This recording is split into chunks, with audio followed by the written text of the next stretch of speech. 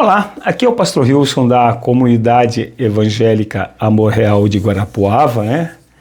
E hoje mais um vídeo aqui. Nós estamos ainda aprendendo questão de iluminação, questão de uma série de coisas, mas nós vamos chegar lá. O importante é o conteúdo dessa mensagem. E nós estamos, sabe assim, muitos anos sem gravar nesse sentido apenas o Café com Palavra. Nós temos aí vários vídeos do Café com Palavra nas redes. E eu quero dizer para você assim que eu quero ser muito direto e crítico, sabe, baseado em experiências pastoral e nas escrituras, né? E eu digo assim para você assim que a igreja brasileira enfrenta sérias dificuldades. Primeiro, a igreja brasileira enfrenta um problema muito sério que é fazer culto. A igreja não está fazendo culto, está fazendo tudo menos culto ao Senhor. E isto que leva a alguns problemas, algumas dificuldades. E um dos primeiros problemas que a igreja brasileira enfrenta é a teologia da prosperidade descontrolada. A mensagem de que Deus quer você rico substituiu o evangelho da cruz. Sabe, esse é um dos grandes problemas.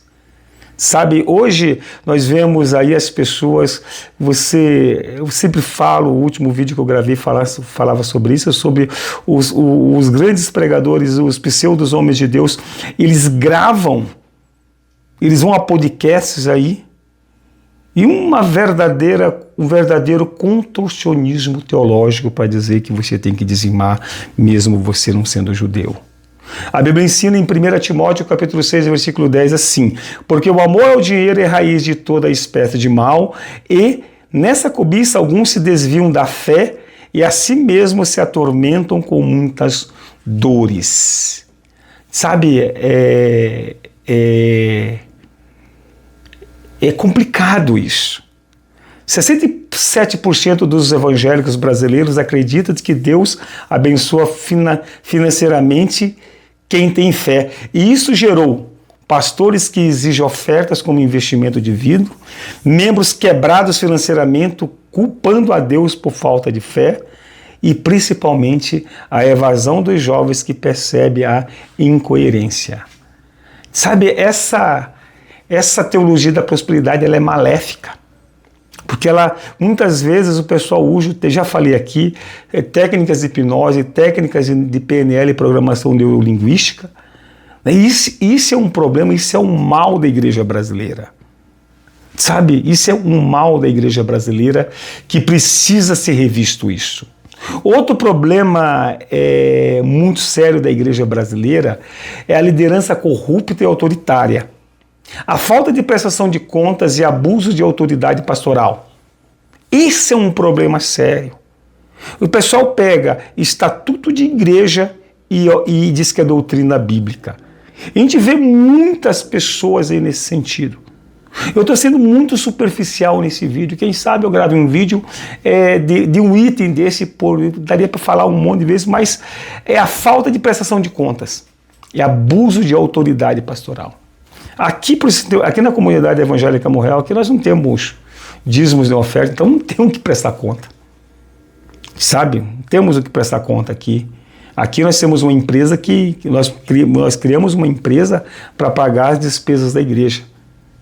Então entre em contato com a gente, veja nas nossas redes sociais, é bastante interessante aqui o modelo e o Senhor abençoa. 1 Pedro capítulo 5, versículo 3 nos diz: nem como tendo domínio sobre a herança de Deus, mas sendo exemplos ao rebanho. Nós precisamos ser exemplo. Sabe, pastores que ocultam abusos de tudo quanto é jeito.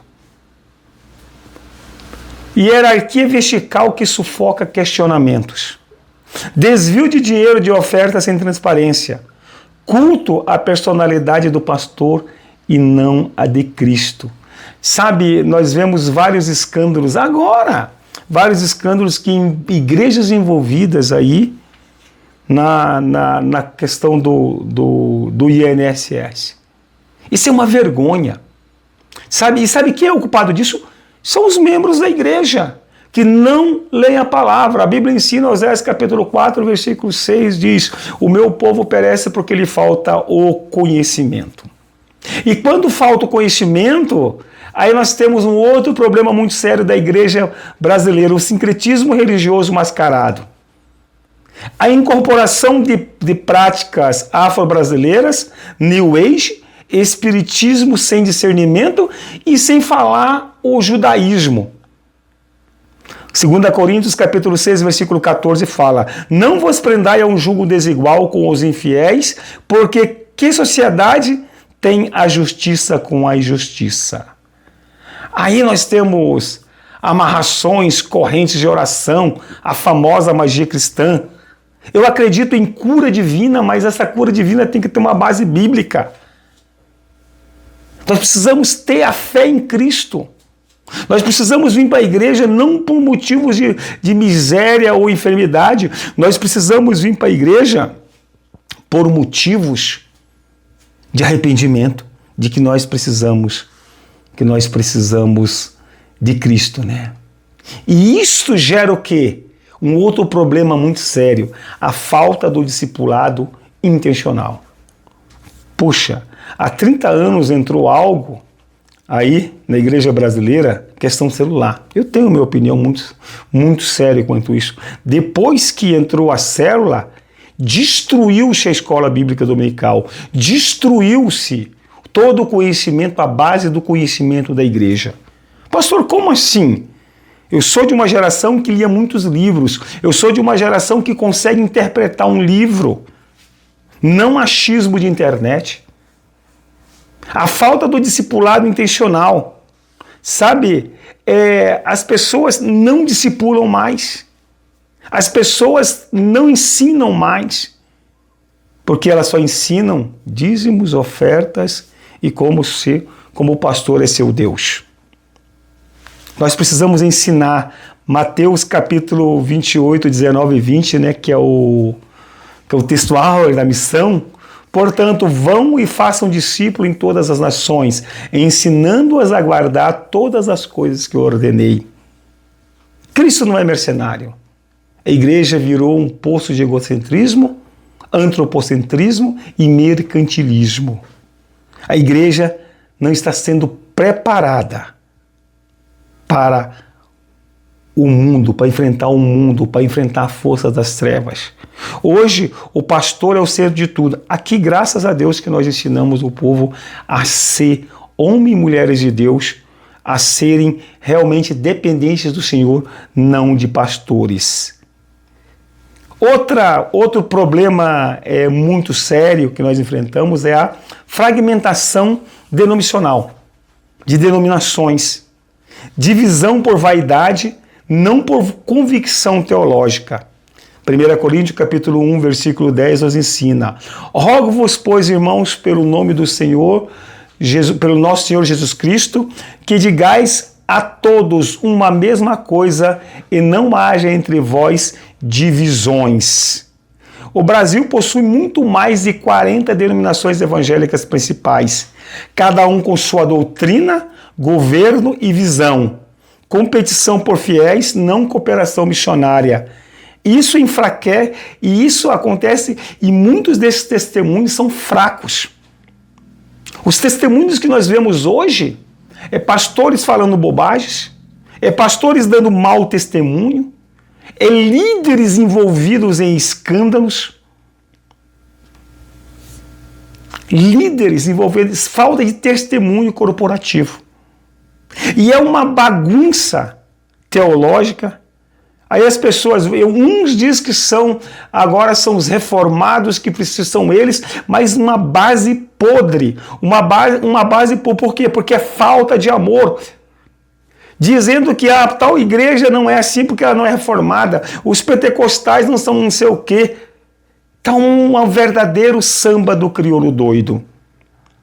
E isso mostra, né, que nós precisamos de uma formação teológica. Hoje, a igreja brasileira, ela está faltando uma formação teológica.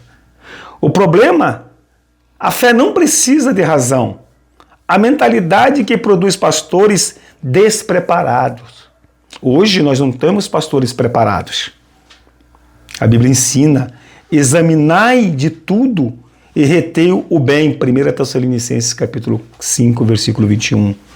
Pastores sem formação bíblica, pastores sem formação teológica sólida, uma hermenêutica bíblica superficial, incapacidade de responder questões apologéticas. Jovens evangélicos deixam a fé ao entrar na universidade. Este é um dos maiores problemas. Tem pesquisas e mais pesquisas em cima. E por quê? Porque nós perdemos. Entrou a célula, entrou várias doutrinas do inimigo dentro da igreja. Entrou o mercantilismo na igreja e quem está sofrendo são as gerações futuras. Talvez você não acredite em mim. Talvez você nem é obrigado a concordar comigo. Mas as pessoas tiram textos fora de contexto para virar pretexto. Eu já vi gente vendendo sabão, eu já vi gente vendendo vassoura, eu já vi a unção do cajado, eu já vi a unção do jiu-jitsu, eu já vi a unção do macaco, eu já vi vários tipos de unção. Por quê? Porque as pessoas não estão se preparando para pregar a palavra. E a outra coisa interessante é a separação entre fé e ética social. O problema do evangelho é reduzido à salvação de almas sem transformação social. Se alguém diz que eu amo a Deus e odeio o seu irmão, é mentiroso. Pois quem não ama o seu irmão, a quem vê, não pode amar a Deus que não vê. 1 João capítulo 4, versículo 20. Igrejas que ignoram a pobreza, educação e saúde. Hoje tem pastores que não apoiam as pessoas a estudarem. Falta de engajamento em questões de justiça. Testemunho de cristãos enfraquecidos na sociedade. Hoje as pessoas se esquecem daquele versículo que fala que nós estamos rodeados por uma grande multidão de testemunha. Pessoas não têm, em nome da prosperidade defraudam, em nome da prosperidade enganam, em nome da prosperidade fazem de tudo. E por último, a fé, uma superficialidade espiritual, fé emocional não transformadora. Mateus capítulo 5, versículo 48 nos fala: portanto, sejam perfeitos como perfeito é o Pai Celestial que está no céu. Cultos focados em unção, em emoção, em worship, em pinta a parede de preto, luz daqui, luz daquele outro. O que acontece? Conversão na emoção, conversão sem mudança real. E um evangelho que não transforma não é evangelho. Membros que falam em línguas, mas não vivem o fruto do Espírito. E nós precisamos. É interessante isso.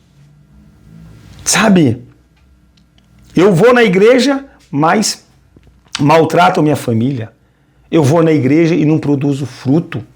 Eu vou na igreja e continuo com as mesmas, vendo pornografia, vendo porcarias, mentindo, defraudando. Não há mudança de vida real. Conversão sem conversão. Um evangelho focado em unção, em emoção e não em palavra. Sabe, nós precisamos rever isso. Nós precisamos rever. Como pastor, eu observo isso, a raiz de tudo isto.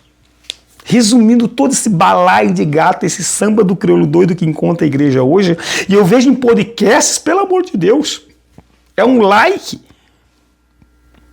E eu vou te falar agora, por que está acontecendo isso na igreja brasileira? A substituição de Cristo por religião.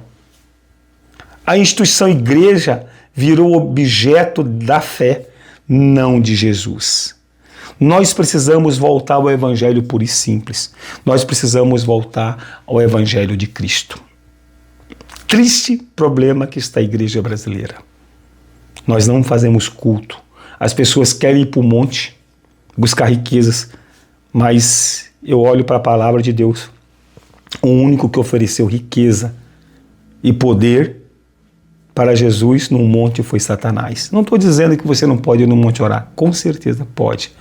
Mas a Bíblia ensina que você deve fechar a porta do teu quarto e orar, e teu Pai vai. Aonde você estiver, não precisa ser místico, e as pessoas são místicas. E nós não precisamos de judaísmo na igreja, nós precisamos de Cristo. Então, não substitua Cristo por religião. Não substitua Cristo. Muito bem, sei que se você gostou, complementa, compartilha. Se você não gostou, escreva o que você não gostou. Escreva. E se você gostaria, se você gosta, eu tenho vários materiais aqui. Se você gostar de ser esse material, entre nas nossas redes sociais aí, curta, comente, participe. Eu não sei como funciona isso aí. Eu sou pastor. E, primeiro, não acredito em dízimo nem oferta, que isso é para judaísmo, é para judeu. Dízimo é para judeu. Nós pregamos aqui o capítulo 9 de 2 Coríntios, versículo 7, que a oferta é opcional e o valor é segundo o que propôs seu coração. Nós estamos falando isso há mais de 20 anos, tem gente que está falando isso agora. Então, que Deus abençoe você, que Deus tenha misericórdia da igreja brasileira e até o próximo vídeo.